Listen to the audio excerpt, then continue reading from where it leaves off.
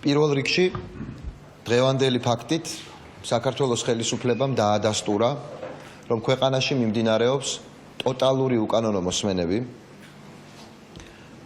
ქვეყანაში არ არსებობს თავისუფალი სივრცე. ამის თქმის უფლებას მაძლევს ის, რომ ვერ იარსებებს ვერანაირი სანქცია ფარული მიყურადების შესახებ.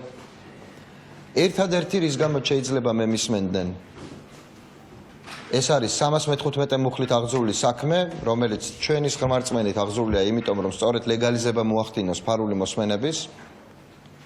მაგრამ ეს ჩანაწერი, რომლის ავთენტურობასაც მე ვადასტურებ, არის ჩაწერილი უფრო ადრე, ვიდრე ეს გამოძიება დაიწყებოდა და ამის შესახებ განცხადება გაკეთდებოდა. ეს არის სასამართლოს ხდომის შემდეგ გაკეთებული ჩანაწერი და უნდა დავათარიღოთ სავარაუდოდ 19 ოქტომბრით. პირველ რიგში მიხეილ სააკაშვილი არის ჩემი ახლო მეგობარი. მისი პოზიციები სხვადასხვა საკითხებთან დაკავშირებით ჩემთვის ყოველთვის საინტერესოა. თუმცა არ ნიშნავს ეს ცხადია არ ნიშნავს იმას, რომ ჩვენ ყველაფერში ერთი პოზიცია გვაქვს და ჩვენ ყველაფერში ვიზიარებთ ერთმანეთის აზრს. რაც შეეხება იმ გარემოებებს, რომელზეც არის საუბარი, დიახ ვადასტურებ მიხეილ სააკაშვილის აზრით, ჩვენ სიტყვის თავისუფლება უნდა დაგვეცვა იმ მეთოდებით, რა მეთოდებზეც ის საუბრობს. ეს არის შენობის ბარიკადირება, კუნთმაგარი ადამიანების შემოჯარვა და ბოლომდე წინააღმდეგობის გაწევა.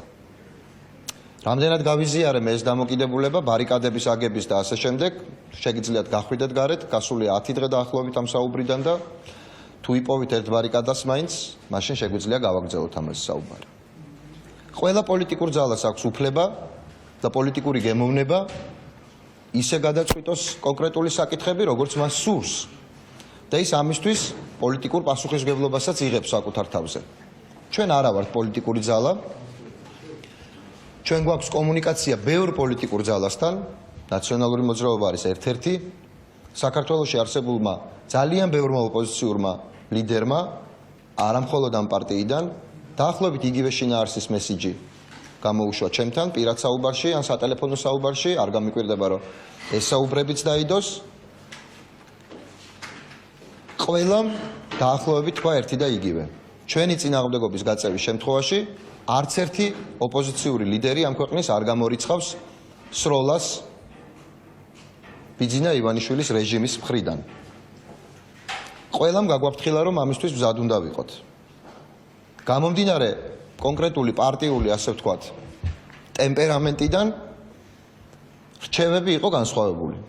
დაგვენებებინა თავი და ყოფილიყავით ფრთხილად, ან გაგვეწია წინააღმდეგობა ბოლომდე იმ ვითარებაში, როცა შესაძლებელიც იყო ჩვენთვის ესროლად. მაგალითად, სააკაშვილი ფიქრობს ასე და ეს მისი პოლიტიკური გემოვნების და პოლიტიკური პასუხისმგებლობის საკითხია.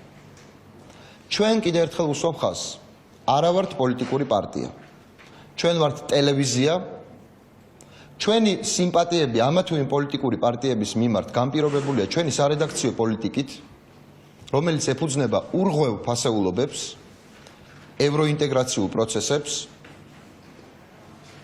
შესაბამისად, აქედან გამომდინარეობს ჩვენი პროცესების გაშუქების ხედვა და ის კუთხე, საიდან ჩვენ ვაშუქებთ პროცესებს, თუმცა ეს რა თქმა უნდა არ ნიშნავს იმას, რომ ჩვენ ვემსახურებით რომელიმე პარტიის პოლიტიკიდან ან ხელისუფლებიდან წასვლას, ან პირიქით რომელიმე პარტიის ხელისუფლებაში მოყვანას.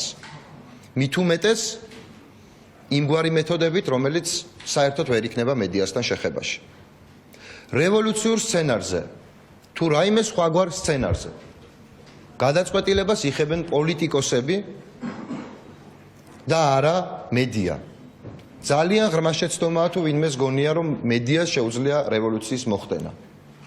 ძალიან ღრმა შეცდომა დაუშვა ამ მედიამაც, როცა ჩათვალა, რომ იმ მედიამ, სადაც ახლა ვიმყოფებით, რომელმაც ჩათვალა, რომ 2004 წლის, უკაცრავად 2003 წლის ვარდების რევოლუცია იყო მისი დამსახურება და თავი გამოაცხადა გამარჯვებული ხალხის ტელევიზიად. რა თქმა უნდა, ეს მითია, მედიები ვერ ახდენენ რევოლუციებს, ვერც სხვა ტიპის ცვლილებებს საზოგადოებაში ახდენს ხალხი და პოლიტიკოსები. პოლიტიკურ პროცესებს მართავენ პოლიტიკოსები. კიდევ ერთხელ ვამბობ, როგორი ტემპერამენტით, როგორი მეთოდებით უდგებიან ისინი ამ საკითხებს, არის მათი პოლიტიკური გემოვნების და პოლიტიკური პასუხისმგებლობის საკითხი. ვაფიქსირებ კიდევ ერთხელ და ხაზგასმით. რუსთავი არის მედია. ჩვენ მივიღეთ ყველასგან რჩევები, მადლობთ ყველას რჩევისთვის. როგორც ჩანს, თავი უნდა შეიკავოთ, იმიტომ რომ პირდაპირ ხაზზე ვართ, მაგრამ ჩვენ მოძრაობთ და მოქმედებთ ისე, როგორც ჩვენ ვთვლით საჭიროდ. ამ კომპანიაში დასაქმებული ადამიანები, დაწყებული ჟურნალისტიდან დასრულებული მენეჯმენტით. ჩვენი გადაწყვეტილება არის შემდეგი. ჩვენ ბოლომდე დავიცავთ ტელეკომპანიას. იმიტომ რომ ჩვენი უფლებები ილახება უკანონოდ, საკუთრებას გვართმევენ უკანონოდ, თავისუფალ სიტყვას ზღუდავენ უკანონოდ. დღევანდელი ფაქტი არის ამის კიდევ ერთი და უტყუარი დადასტურება. არის დადასტურება იმისა, რომ მე ნიკა გვარამიას არა როგორც რიგით საქართველოს მოქალაქეს ან ვინმეს პერსონალურ მოწინააღმდეგეს, ჩემი მთავარი ფასეულობა დღეს ხელისუფლებისთვის არის ის, რომ მე რუსთავი 2-ის გენერალური დირექტორი ვარ.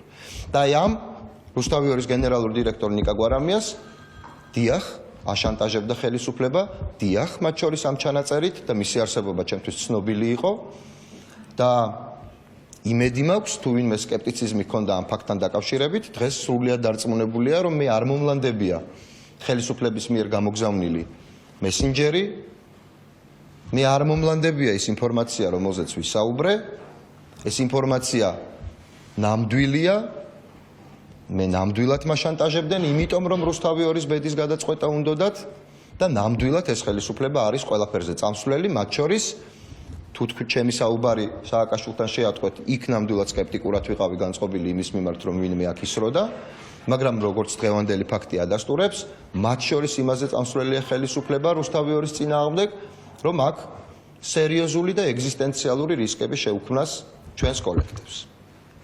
ვამბობ ღიად და დაუფარავად.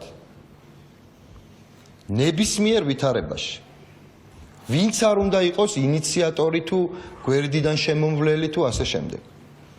ამ შენობაში მომუშავე რომელიმე ადამიანს, მისი ოჯახის რომელიმე წევრს, ერთით მის ღერი მაინც თუ ჩამოცვივდება თავიდან. მთელი პასუხისმგებლობა ეკისრება საქართველოს მოქმედ ხელისუფლებას, ივანიშვილის რეჟიმს, რომელიც გვამყოფებს თვალთვალის, განგრძობადი სტრესის, დამცირების, ზეწოლის, მუქარის, შანტაჟის ქვეშ და მიუხედავად ამისა ვერ გაგვტეხა და ვერც გაგვტეხავს. მე უკვე მოგახსენეთ, დადეთ რაც გნებავთ. შეგიძლიათ უფრო შორს წახვიდეთ, მათ შორის იმ მასალებში, რომელზეც ჩემთან ისაუბრეთ. ამას ჩემთვის არ აქვს არავითარი მნიშვნელობა, ჩემი თანამშრომლებისთვის ამას არ აქვს არავითარი მნიშვნელობა, თქვენ რუსთავი 2-ს ვერ ჩაიგდებთ ხელში. წერტილი. რუსთავი 2 არის ამ ქვეყნის დამოუკიდებლობის, დემოკრატიული განვითარების და სიტყვის თავისუფლების მთავარი გარანტი. ჩვენ ამის დასაცავად დავდგებით ბოლომდე.